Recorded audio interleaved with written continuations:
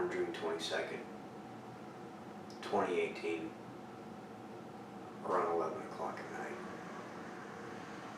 How did you first hear about it? What was your reaction to what you heard? You know, this episode was supposed to celebrate 50 episodes. It was supposed to be a thank you to everybody who has supported me and come on the show and have given me their time to have me promote their work and what they do for us in this scene. And I was going to be giving you updates, and I still will give you the updates that I have planned for this podcast, but man, that just seems like so unimportant right now. Vinnie Paul passed away June 22nd, 2018, around 11 o'clock. Don't know the exact time, forgive me. I was asleep. I didn't even have a thought. I had listened to Primal Concrete Sledge that day while I was at work spraying a house for fleas. I woke up next day, 6 o'clock, like I always do. Get ready for work. I pull up Facebook. You know, as I get online and trying to do some of my morning stuff before I go to work, and the first thing I see is a post that Joseph Cabrera made. Him and Vinnie in a picture together. And it said rest in peace, and Joseph went through and gave a really nice speech on his post. And I'm like, no way. This can't be real. This is a joke. This has to be a joke. It's Joseph, for fuck's sake. No. Vinnie left the world, man. And the cause of death at this point in time on June 24th, 9 o'clock in the morning, it's not known. We don't know his cause of death. And whatever rumors or speculations you hear now, fuck them. We don't know yet. But what we do know, and what I do know, is that Pantera, in general, has paved a road for the Texas metal scene. In general, they put Texas on the map. I mean, think about it. Back in '94, this shit came out. Far Beyond Driven. That debuted at #1 in the top 200 billboards. That was at a time when boy bands and 90s pop and all these alternative rock and grunge shit was super high up there. Like, fucking selling, booking out venues like nothing, no one's business. These people were making fucking stacks. And these guys come along, and they put this out, and that hits #1 when it debuts. That was the first time a heavy album has ever hit #1 on its debut. And that day that happened, that set something off. A combustion. It kicked a lot of our ass in gear. And when people my age grew up, we knew what we were and where we came from. And it was thanks to these guys that we did it. Vinnie and Dimebag founded that band that would set the record and put Texas on the map. Not only in the United States, but the fucking world, as these guys went and destroyed places across the world. And say what you will, man. I know there are some people who don't like Pantera, and like, obviously, I have a running gag in the scene with Jacob Marshall from Stein, like, hell yeah, brother, as we're trying to like not only imitate Hulk Hogan, but we're also trying to intimidate like that one fucking crazy over eccentric Pantera fan who thinks everything else is poser shit. Like, but even beside all that, like, I understand the significance of Pantera in the scene. Why the fuck do you think that's back there? Every fucking episode, behind me, sitting behind me. Because I understand that this is a very large reason why this exists. Why this is doing shows. And why this is getting notoriety. This is why these guys make this scene the best scene in the Metroplex. It all came from that. And now we live in a world, right now, where neither of those brothers are here. Unexpectedly. Both lives cut extensively short. And it hurts. I never had the pleasure of sitting down with Vinnie or Dime and having a long conversation. I did meet both of them. I met Dime when I was 10, and I met Vinnie when I was 15. Both were very brief. I just said, hey, I'm a big fan. I shook their hands, and I'm really excited. I told them what my favorite song Pantera was at the time. And I mean, even looking back at it now, like, when you see Skull Archer on stage, I take a lot of my frontmanning, like a lot of my movements on stage and how I present myself. I do kind of take that from the vibe that Pantera gave off. And because I love giving people a show, and man, these people, Pantera brought a fucking show. And now we just live in a world where neither of them are around anymore. And I would really like to take this time, and I want to read you some stories that my friends have posted, that the people in the scene have posted, people that knew him personally, people that hung out with him, people who were inspired by him, and everything. I kind of want to touch on all that. I did ask people to give me stories. I didn't get a lot. I mean, honestly, there's probably no point in asking me. I can go through my news feed and I can find a lot of really, really good stuff. And I'll probably read a couple of them. Actually, I do have one that I do want to start off with, though he did ask to be anonymous when he sent me his story. I will honor that request. I remember when I was about 8 or 9, I got a copy of The Great Southern Trendkill on CD. When I heard the first scream from Phil, it was all over for me. At that point is when I decided I wanted to be a frontman. I tried to imitate that scream until I got it right. Basically, Pantera is the reason why I am a frontman today. I never met Vinnie or Dimebag, but from what I hear, they were some of the nicest guys ever. I wish I could have had the pleasure to meet them so I could tell them that their music is what inspired me to become a vocalist. And that is from a vocalist in the scene. A very well-known one, and a one who is doing great work in this project. I have one from Tracy Reno. First time I met Pantera was 1985 backstage at Savvy's. Stalked their band till present day. They were truly the most humble rock stars I've ever met. I met many. My father worked in the music industry since before I was born. I mean, like, we're having, you know, like, the thing about it is, and that's a great thing to hit this point off of, is that there is definitely a difference between, like, someone that we look up to passing away when they're not from where we are, but it's a whole nother level when it's someone that grew up in the same era we did and probably faced the same struggles that we did and made it. Because that's like our Paul Bunyan. That's like our Robin Hood in a way. The folk heroes that made it possible for us.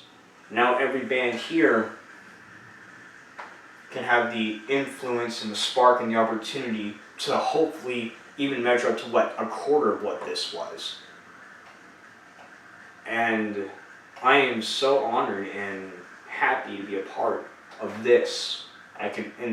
I have to thank these guys for it. This is where it came from. This unity, this community, it was birthed by this. I mean, I have a couple more. I also asked on the page itself if any influences. John Tremo of Necrosis and Demon Seed. I mean, just straight up, the only thing he had to tell me was the breakdown and domination. I mean, and you look, like you listen to it, and I mean, yeah, you can definitely tell that breakdown definitely has some strange, strong following in our scene.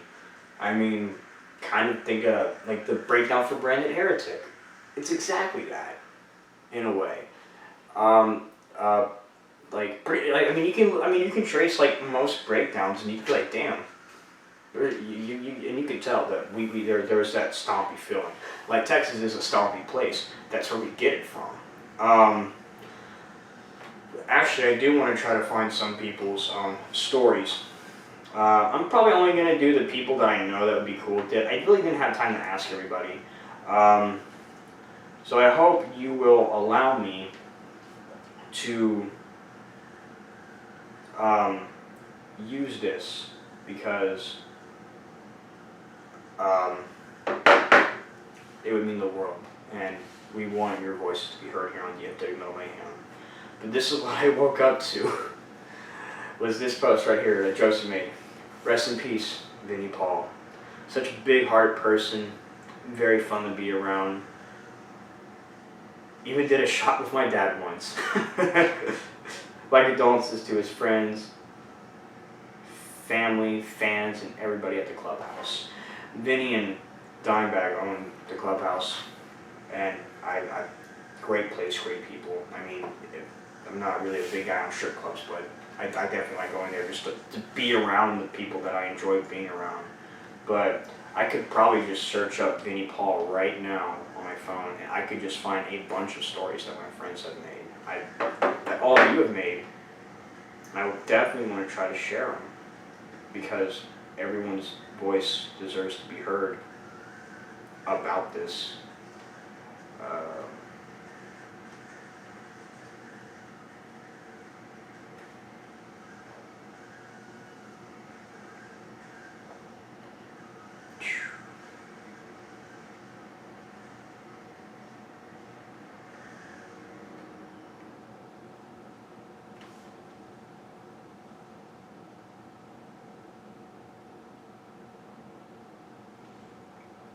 Okay, yeah, here we go.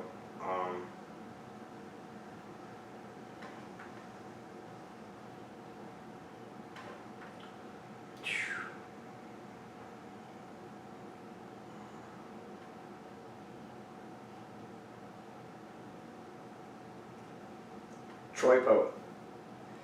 We at Nothing But Metal are in mourning. At the loss of Vinnie Paul, so a few of you suggested that Monday we dedicate the show to Vinnie and play some Pantera, some Damage Plan, and hell yeah, we would like to do this for you, to have a really good story to tell about Vinnie, to call and share with us. We lost a true Texas legend, and come Monday night, we honor the man, the myth, the legend that is Vinnie Paul right here, Monday, 7 p.m. to 9 p.m. at fishbowlnetwork.us. in the red stream, or catch us at Facebook Live Broadcast at Nothing But Metal, and we will see you here Monday night at Nothing But Metal. Rest in peace, Vinnie. Tell that hello for us, and now you can jam with Dimebag again. So, I didn't really know I was going to be promoting that. I just kind of wanted to read it. That's the first time I ever read that post. But if you actually have a story you would want to tell it, I just gave you the information right there, and I definitely feel like you should do that. I'm not going to edit this. This needs to be as raw as it can be. But,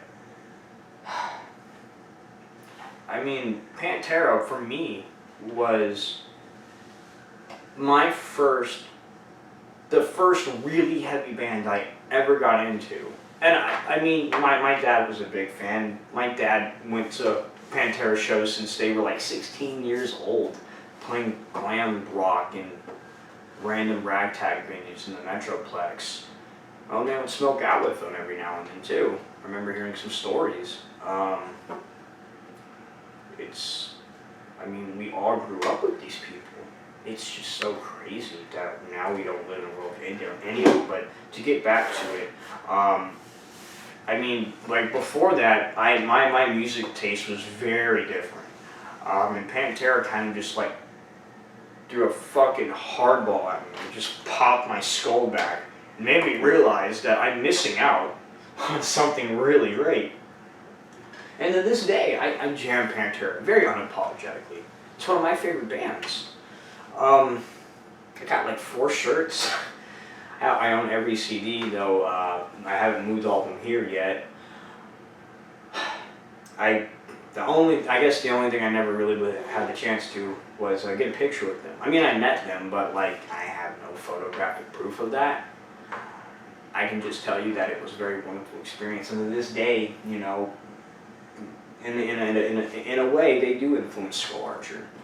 Definitely by how they performed on stage and their presence and how they just dominated on stage. Like I try to shoot for that every single time, and I have them to thank for it. So,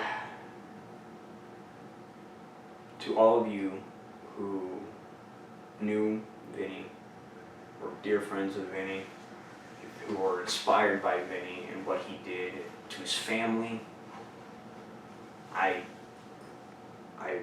terribly sorry for your loss, but we are all here for one another. I said it at the Wits End show, Suicide Awareness. We are a unity, and we are a family, and we are a community, and we need to act like it. We need to act like it, because when shit like this happens, we need to be there for one another. We can't just grovel in silence. We have each other. We need to use it. It's here for a reason. Why do you think I do this? I do this because I know about the unity, about the family, about the community, and I care about it. If you ever need to talk to somebody, you can talk to me. You can talk to, I'm pretty sure most people in the scene would be open to talking to you. And as you would be open to talking to most other people in the scene if they had issues. That's what this is about, right here. And we should just keep on doing what we've always been doing for Vinnie and for Dime. Always do what we've been doing. Go out, play kick-ass shows, get mosh pits stirring up, promote our shit, and have a good goddamn time doing it. Because that's what they would want. And that's what we should keep doing. I'm going to keep doing it. And now with 50 episodes under the wing, DFW is definitely ready. DFW Metal Mayhem is definitely ready to take its next step. We are ready to move forward and present so much better things. So, a couple things I want to do. The first thing I want to do now is I want to start doing episodes that are one-on-ones. So it's just going to be like me and just like one other person only. This is kind of geared, I mean this is geared towards anybody, but this was specifically in mind geared for people who were not able to come on the podcast when their band was on. You know, sometimes they didn't have the full band and they didn't have the chance to come on. So this will be the opportunity to do so. And with these one-on-ones, I not only want to talk about like the music and their influences and all that, but I kind of just want to shoot the shit with them, just like in general, like any topic. Anything at all. We just sit down and just talk and have a good time because, you know, that's how one-on-one conversation should be. I mean, we're obviously going to get it to what we've always been doing and promoting what we always do, but kind of want this to be a little bit more personal, a little bit more deep-reaching. Maybe these will be longer episodes. I'm not 100% sure yet. The second thing I want to go over is I'm going to be doing album reviews of locally released music or music of bands that have come on the podcast. And so how this is going to work is every Monday I will upload an album review of a random band from the scene that I have a CD of, whether it's an EP, a demo, a full length, whatever. I will review it and I will give you my thoughts on it. It's just another way of promoting the bands that come on, or bands that have not yet come on, but I still have their release. just, I've always wanted to do this too, especially when Nathan was around, and we actually did record an episode of it, but I didn't like it, and I decided that I needed a better workplace to do it, and hopefully that can change now that I have a little bit better room. I don't know if you guys have noticed though, the past couple of weeks I've kind of been having the window shine light in. I've lost electricity to this room for the moment. I need to get it back. I'm trying to get an electrical company, so hopefully that can happen before the next episode. So there's going to be that. So once I get the electricity back, I could probably put a blanket over that window like I've always been doing, and then soundproof the rest of this room, because I still have a lot of panels to use. The third thing I wanted to go into, and I've talked to everyone about it outside the scene, because if you know me, I get really excited about when I'm starting things. I really can't keep a good secret when it comes to this kind of stuff. As you guys know, DFW Metal Mayhem on a quarterly basis does house parties here at my house. We have bands on, and we all just have a good time. It's $5 entry, you bring your own beer, we all have a good time. We have a really big backyard, so everyone can just go out, make a fire, and just shoot the shit. It's a lot of fun. And of course, we have the one coming up on July 6th with Release the Fallen, Beer Break, KTCM. But at this point in time, Combat is not able to do it, unfortunately. So I am looking for another band, though I may have one already in the books that I will keep you guys updated on at this point in time. So we have that one, and then I plan to do one more this year, month of October. And then after that, I want to take a look at my finance situation, and I would like to put this money into actually booking shows at venues, like Reno's or Tomcats or whatever, wherever I can do it, Wits End, wherever I can book shows. I would like to start doing that myself. I would like DFW Metal Mayhem to join the ranks of DMS and Doomsayer booking, and do my own shows, promote my own shows, and have people come out. I probably won't be doing this as regularly as, say, DMS and Doomsayer do, but it's definitely just a way for me to give back to the community that has given me everything. And I can't wait to do it. It's going to be a lot of fun. I really hope by the time, probably around later this year, I definitely want to get a